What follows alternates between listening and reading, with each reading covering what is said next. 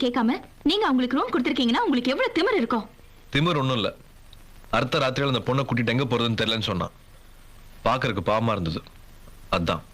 தான் கேக்குறேன், உங்களுக்கு காதலை பத்தி என்ன தெரியும்? ஏன் தெரியாது, எனக்கும் காதலை பத்தி தெரியும்.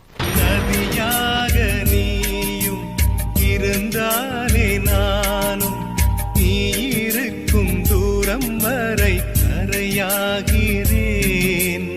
இரவாக நீயும் நிலவாக நானும் நீ இருக்கும் நேரம் வரை உயிர் வாழ்கிறேன். முதல் நாள் என் மனதில் விதையாய் நீ இருந்தாய், மறுநாள் பார்க்க